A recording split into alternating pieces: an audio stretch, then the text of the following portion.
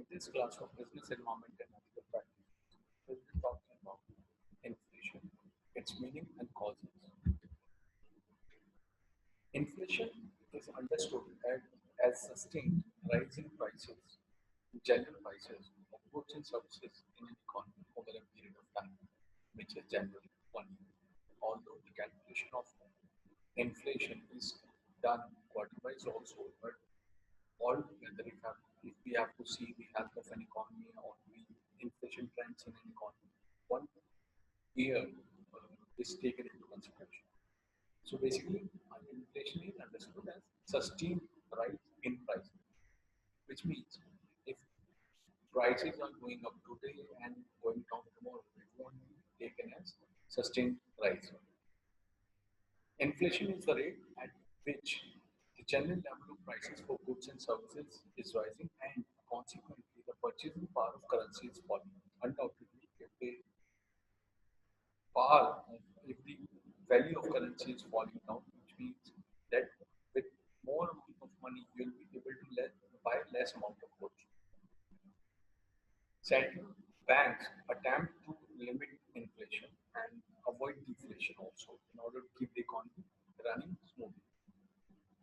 Inflation in normal conditions is inevitable, and in fact, it is good for an economy provided a healthy rate of inflation is maintained. Because if inflation is not happening, factors of production will not be paid better remuneration for their work, and in turn, general public will not get extra money to spend more. And this vicious cycle can bring the economy down.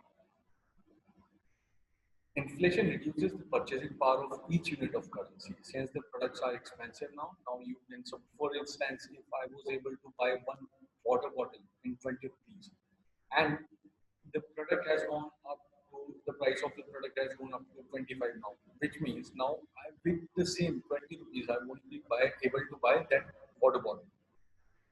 Inflation rate is the percentage increase or decrease in prices during a specific period, usually a month or a year. The percentage tells you how quickly prices rose during the period. And the formula is current price divided by the base price into 100. You'll get the inflation rate, with the help of which you can understand what rate of inflation is there in a particular economy. Since I said that healthy rate of inflation is acceptable for sure, let's have a look at types of inflation, or let's try to understand up to what extent inflation is acceptable. Types of inflation is differentiated on the basis of percentage rise in general price or the inflation rate. Let's have a look. First one is crawling or creeping inflation. This is a rate wherein general prices rise up to around 3%. And this condition is not harmful, but a little bit of more inflation can also be acceptable. Although, if the economy is going through a good phase, more inflation can be accepted. But if the economy is facing slowdown, in that condition, creeping or crawling inflation is sufficient. Walking inflation, when the prices of goods and services are going up by around 3 to 7%. Running inflation, wherein the prices of general prices of goods and services is going up with around 7 to 20%, which is not a good thing. Because in this kind of condition, in running inflation, things will be very expensive and people will not be able to, a lot of, a big chunk of population won't be able to buy goods and services as per their requirements.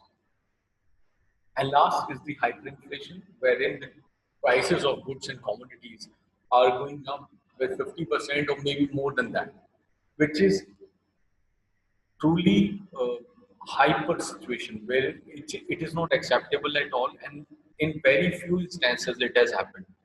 In fact, we get to see hyperinflation kind of thing, especially during natural calamities or war-like situation, wherein people tend to store the basic commodities with them so that in case they are not available in the market anymore, they can use that reserved stocks. But in certain conditions, we have seen, like in case of Venezuela, even today, the rate of inflation is like in thousands and lakhs. And people with huge amount of currency can't even buy a pack of bread. So hyperinflation is not acceptable at all. Running is not acceptable, and but it is not that extreme. But still, walking is considered to be good, but depending upon the current state of economy, and crawling is acceptable. But again, the current condition of economy has to be taken into consideration. Now coming to causes. Like we understood, there are four types of inflation, but why inflation happens, or what are the main causes that takes us towards inflation? First is monetarism, a condition when there is excess supply of money in the market. It results in higher aggregate demand in the market, which results in rise in prices of goods and services. Suppose the government has printed too much of money, or there is already too much of money being circulated in the market, which means individuals will have more buying capacity. And more buying capacity means they'll be demanding more for goods and services. And when the demand exceeds the supply, and supply is not able to come to the level of demand, what will happen? It will be a condition wherein anybody who is willing to pay more and more for a particular good or service will get it. In that case, inflation is seen. Then comes demand push inflation. So the prime objective in monetarism is excess flow of money. Second is demand push inflation. This type of inflation is caused by excess demand.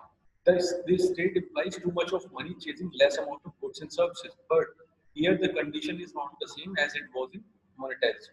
Here the idea is demand push inflation. Like what happened recently in COVID-19 case. Initially, when people realized that proper sanitation has to be maintained or proper hygiene has to be maintained, they were running after, running to the stores to buy sanitizers, masks, and for like a good amount of time, we saw shortage of these kind of products in the market. So that kind of inflation is demand push inflation. Then comes cost push inflation. This is caused due to increasing cost of factors of production. So if the cost of factors of production is increasing, undoubtedly that will have an impact on the prices of the commodity. And if prices are going up, then again, the real value of money falls down. And last but not the least is administrative prices. This is the type of cost push inflation only, but here rising prices of input is the result of administrative policies. Suppose government imposes some kind of like Swachh Bharat tax or education cess or something, which can make the product more expensive. So this kind of inflation is called administrative prices. So this is like, these are the main four reasons because of which inflation happens. Inflation exists when price rise, but purchasing power falls over a steady period. Demand, supply, and expectation about goods affect inflation rates undoubtedly. Reserve Bank uses monetary policy to check inflation and to ensure a healthy rate of inflation prevails in the economy. And these efforts of RBI are complemented by the fiscal policy of the central government. Inflation is measured by a central government authority, which is in charge of adopting measures to ensure the smooth running of the economy. In India, the Ministry of Statistics and Program Implementation measures inflation, which brings us to how inflation is measured.